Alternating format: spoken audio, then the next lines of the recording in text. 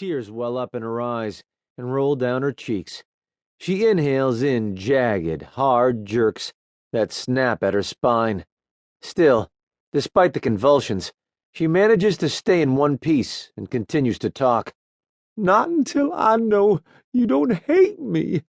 John said no one would get hurt, that I was just proving I loved him more than you, that's all.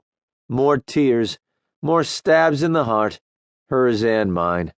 I would never, if I knew you would have been hurt. Never, ever, Cape. You have to believe. Shh, don't do this. I hold her, and a million things to say that might make her feel better run through my mind, but not one thing comes out. What she's taken from me is more than a job, more than my life, really. And she's wrong about something else. I did care enough to chase after some folks once. When I was a kid, I chased my parents all the way to death's door and tried like hell to kick it down. No need to bring that up, though. Grace has heard that story so many times, she has a title for it. Pity the Poor Orphan, by the Little Matchstick Boy. She's not being cruel. Grace isn't natured that way. It's just that she knows if she doesn't stop the orphan story, she'll have to hear the One That Got Away story by Cape Thomas. The story subtitled, Why I Can't Love You Enough to Commit. You're not going to forgive me, are you? I can't talk anymore. I need time alone, so I gently push Grace out the door. All I can hope is that at least her lawyers can salvage some of what they call the lifestyle to which she's become accustomed. Sure, she's hurting, but with time that will pass. It worked for me. Healing is not so tough when you have a job, a life with a regular paycheck, fellow employees that support you.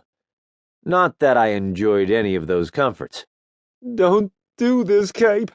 Right now, I really need to know that someone cares about me.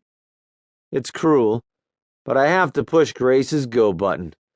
Maybe in a few weeks I'll be able to deal with her, but not today. 5, 4, 3, 2, 1. And here goes. So did I once. It was the saddest day of my young life. I can't believe this. Pity the poor orphan.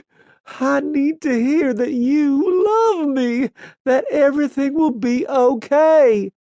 Bye, Grace. You're just like those stories, Cape Thomas. You never change. That's why your life is so boring. You never change. Grace is right about the orphan story. It never changes, no matter how much I wish it could. Damn if she's right about my life being boring, though. Not once I decided to hell with Grace and set out to find the one that got away. That's when I found out death has another door, a trap door.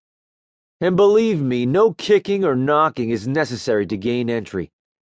But first, let me tell you the orphan story. It's short, and like Grace always said, it defines you, Cape. That day, the saddest day of my life, I was like a sea urchin awash in a current of knees, belt buckles, and women's backsides, covered in black dresses and silk stockings, accessorized with toe-seeking high-heeled shoes. Around and around in a maelstrom of misery we circled the room, passing from one table loaded with food to the next.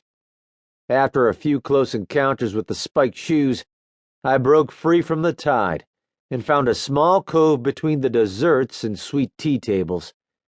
It was from there that I watched as the stout, well-dressed woman scanned the room. Then, satisfied no family members were in earshot, cupped her hand over her mouth and whispered to a man standing beside her. I heard the old man wasn't going to bury Catherine and Alan in the same cemetery. To her, Catherine and Alan are victims of a small plane crash, and their wake is a rich vein to mine for God.